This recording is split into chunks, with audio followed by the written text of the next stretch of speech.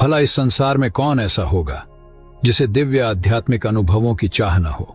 कौन ऐसा होगा जो अपनी साधना में इतनी गहराई तक न उतरना चाहता हो कि ईश्वर से सीधा तादात्म्य स्थापित कर सके? हर साधक अपने भीतर छिपे परम आनंद को अनुभव करना चाहता है, लेकिन क्या यह सभी के लिए संभव हो पाता है? नहीं। लाखों में कोई एक बिरला ही उस परम सिद्धि को प्राप्त कर पाता है जिसके बारे में शास्त्रों में लिखा गया है। तो आखिर ऐसा क्यों होता है? योगानंद परमहंस जी समझाते हैं कि कुछ आदतें ऐसी होती हैं जो साधकों की आध्यात्मिक प्रगति में अवरोध बन जाती हैं। ये आदतें अनजाने में उनकी चेतना को नीचे गिरा देती हैं और साधना में गहराई तक जाने से रोकती हैं। इस वीडियो में हम उन 7 आदतों से पर्दा उठाएंगे जो आपकी आध्यात्मिक प्रगति में सबसे बड़ी रुकावट बनती है। लेकिन घबराने की जरूरत नहीं, क्योंकि परमहंस योगानंद जी ने इन बाधाओं से मुक्त होने के अचूक उपाय भी साधकों के मंगल के लिए बताए हैं। संभव है यह वीडियो आपकी साधना को नई ऊंचाइयों तक ले जाए और आपकी आध्यात्मिक यात्रा में आपके लिए एक मील का पत्थर साबित हो। तो इसे अंत तक जरूर देखें।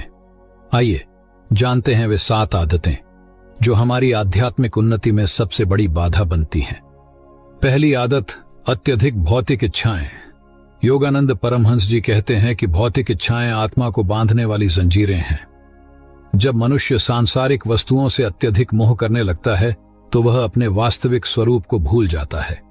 धन, संपत्ति, भोग विलास और सांसारिक सुखों की लालसा उसे उस दिव्यता से दूर ले जाती है जो उसके भीतर विद्यमान है। इस संसार में धन और संसाधन आवश्यक अवश्य हैं, किंतु जब हम इन्हें साधन के स्थान पर जीवन का उद्देश्य बना लेते हैं तो यही हमारी आध्यात्मिक उन्नति में सबसे बड़ी बाधा बन जाते हैं।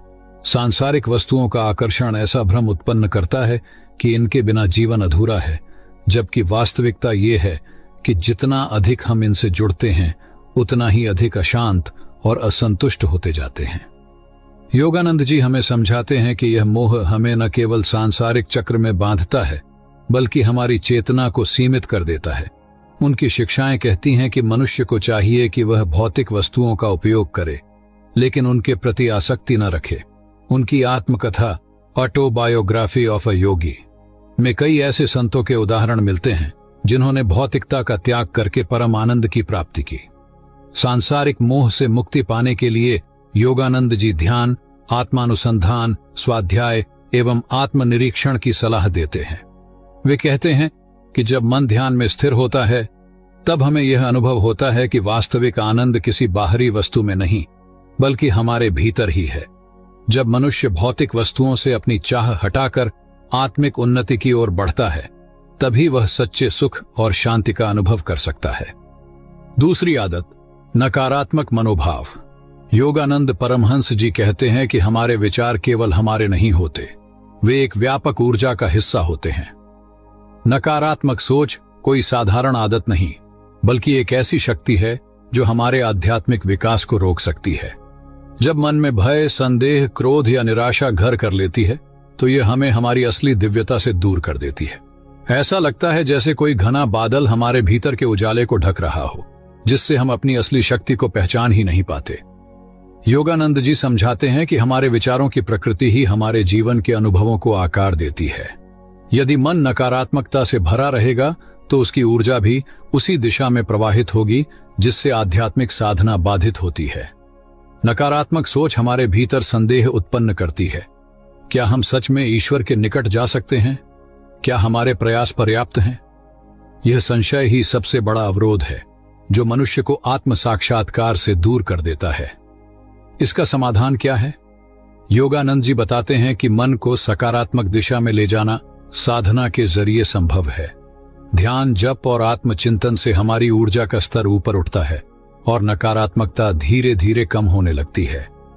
वे एक आसान तरीका सुझाते हैं, सकारात्मक भावना करना।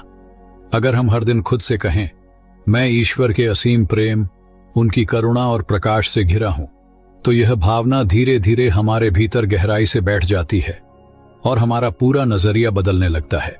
जब हम निरंतर इस सकारात्मक ऊर्जा को अपने भीतर बनाए रखते हैं तो हमारा मन चेतना से जुड़ने के लिए अधिक रिसेप्टिव यानी ग्राही हो जाता है। इसी के साथ धीरे धीरे हमारे भीतर आत्मविश्वास, शांति और आनंद का संचार होने लगता है, जो हमें साधना में गहराई तक ले जाने में सहायता करता है। तीसरी आदत, मन की अत्यधिक चंचलता। योगानंद परमहंस जी कहते हैं, स्थिरता ही आत्मा का वेदी स्थल है। यदि मन ही निरंतर भटकता रहे तो ईश्वरीय अनुभूति संभव नहीं हो सकती। अशांत मन उस चंचल जल के समान है जिसमें सत्य का प्रतिबिंब स्पष्ट नहीं दिखता। जब मन व्यर्थ विचारों, चिंताओं और बाहरी गतिविधियों में उलझा रहता है तो साधक अपनी आंतरिक शांति को खो देता है और उसकी आध्यात्मिक उन्नति रुक जाती है। यह चंचलता कई कारणों से उत्पन्न होती है। अत्यधिक व्यस्तता, मनोरंजन में डूबे रहना, कई कार्यों को एक साथ करने की प्रवृत्ति और सबसे बढ़कर ध्यान, आत्मानुसंधान और आत्मनिरीक्षण की उपेक्षा। जब मनुष्य अपने बाहरी जीवन में अधिक व्यस्त रहता है और अंतर्मुखी होने का अभ्यास नहीं करता तो धीरे धीरे उसकी चेतना भौतिकता में लिप्त हो जाती है और आध्यात्मिक शक्ति क्षीण होने लगती है। योगानंद जी इस समस्या का समाधान स्पष्ट रूप से बताते हैं, ध्यान और प्राणायाम। उनका कहना है कि जब हम नियमित रूप से ध्यान करते हैं तो हमारी चंचलता धीरे धीरे समाप्त होती है और मन भीतर की शांति को अनुभव करने लगता है। उन्होंने क्रिया योग को विशेष रूप से इस समस्या का समाधान बताया, क्योंकि यह विधि मन को तुरंत ही स्थिर करने में सहायक होती है। अशांत मन को शांत करने के लिए कुछ और उपाय भी हैं। नियमित एकांत में आत्मचिंतन करना, विचारों को लिखना और दिन भर में कुछ क्षण केवल मौन में बिताना। योगानंद जी कहते हैं कि जब मन शांत होगा तभी ईश्वर की उपस्थिति को अनुभव किया जा सकेगा। इसलिए जो भी साधक अपनी आध्यात्मिक प्रगति को तेज करना चाहते हैं उसे मन की चंचलता को छोड़कर स्थिरता और एकाग्रता विकसित करनी चाहिए। चौथी आदत, अहंकार का भार। योगानंद परमहंस जी कहते हैं, अहंकार वह पर्दा है जो जीव को ईश्वर के प्रकाश से दूर रखता है। जब कोई व्यक्ति अपनी उपलब्धियों, विचारों और पहचान को ही सब कुछ मान लेता है तो वह अनजाने में अपनी आध्यात्मिक प्रगति में बाधा खड़ी कर लेता है। अहंकार हमें यह एहसास कराता है कि सब कुछ हमारे ही नियंत्रण में है, जबकि सच्चाई यह है कि पूरी सृष्टि ईश्वर की इच्छा से संचालित है। जब हम इस सत्य को स्वीकार कर लेते हैं तब हमारा मन हल्का हो जाता है और हम ईश्वर से गहरा संबंध अनुभव करने लगते हैं। अहंकार का स्वभाव यह है कि यह मनुष्य को अपने भौतिक अस्तित्व से इतना जोड़ देता है कि वह ईश्वर से अपनी अभेदता को भूल जाता है। यह हमें दूसरों से श्रेष्ठ दिखने की चाह में उलझाए रखता है और जब यह अहंकार ठोकर खाता है तब यह व्यक्ति को क्रोध, ईर्ष्या और दुख रूपी अग्नि में जलाता है। योगानंद जी स्पष्ट रूप से कहते हैं कि जब तक व्यक्ति अहंकार के बंधनों को नहीं तोड़ेगा तब तक उसे आत्म साक्षात्कार की अनुभूति नहीं हो सकती। इसका समाधान क्या है? योगानंद जी विनम्रता, आत्मानुसंधान और आत्मसमर्पण को अहंकार मिटाने का सर्वोत्तम मार्ग मानते हैं।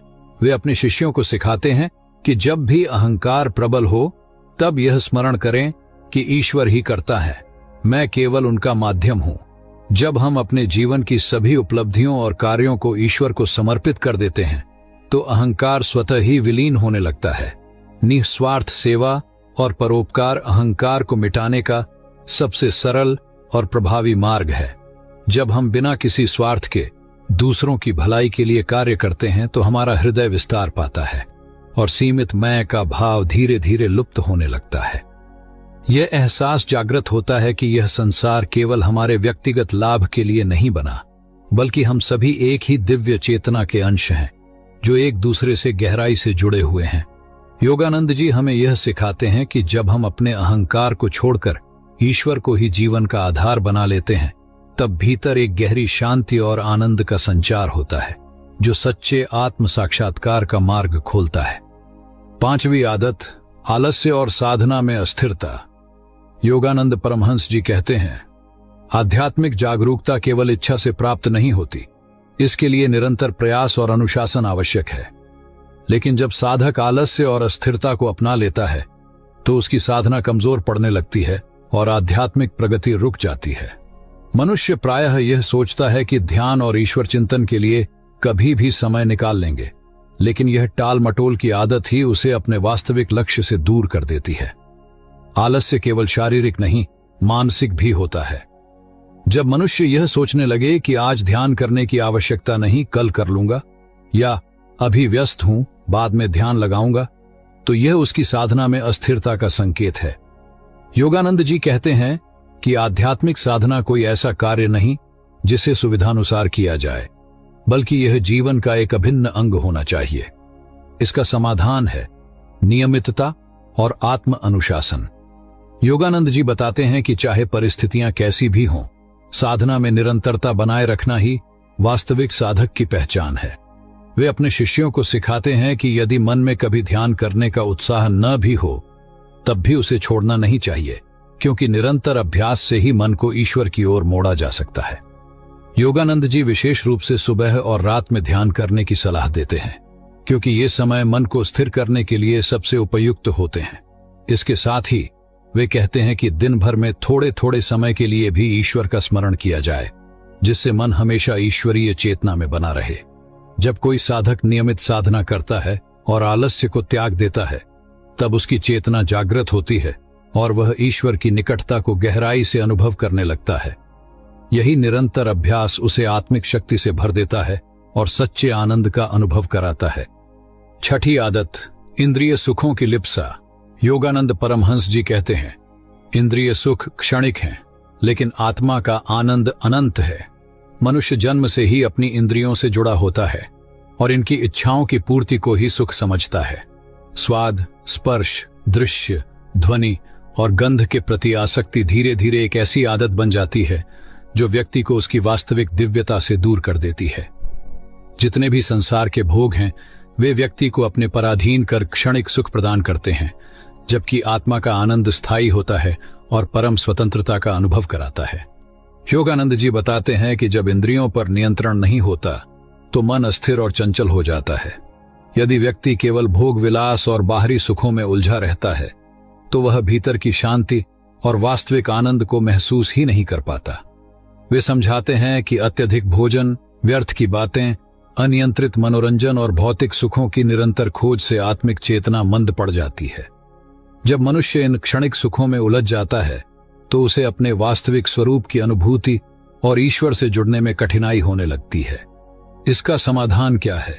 योगानंद जी आत्म संयम और ध्यान को ही इस समस्या का उपाय बताते हैं। वे कहते हैं कि जब हम अपनी इंद्रियों को नियंत्रित करते हैं और उन्हें केवल आवश्यकता अनुसार उपयोग में लाते हैं, तब हमारी ऊर्जा उच्च आध्यात्मिक स्तर पर प्रवाहित होती है। साधक को चाहिए कि वह अपने मन को बार बार यह स्मरण कराए कि मनुष्य जन्म कोई साधारण उपलब्धि नहीं, बल्कि 84 लाख योनियों के लंबे सफर के बाद मिला एक दुर्लभ अवसर है। यह केवल सांसारिक सुखों में उलझने के लिए नहीं, बल्कि आत्म साक्षात्कार की ओर बढ़ने के लिए है। यदि हम इस अनमोल जीवन को केवल खाने पीने, भोग विलास और संतान उत्पत्ति तक सीमित कर देंगे, तो फिर मनुष्य और पशु के जीवन में कोई अंतर नहीं रहेगा। पशु भी यही करते हैं, वे खाते हैं, अपना वंश बढ़ाते हैं और अपनी इच्छाओं के अधीन जीवन व्यतीत करते हैं।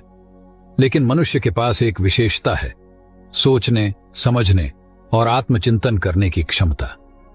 यदि इस अद्भुत बुद्धि और चेतना का उपयोग केवल भौतिक सुखों को जुटाने में ही हो रहा है, तो यह दुर्लभ जीवन व्यर्थ चला जाएगा। इसलिए साधक को अपनी चेतना को ऊंचा उठाकर यह सोचना चाहिए कि क्या वह इस जीवन को सिर्फ पशु सदृश इच्छा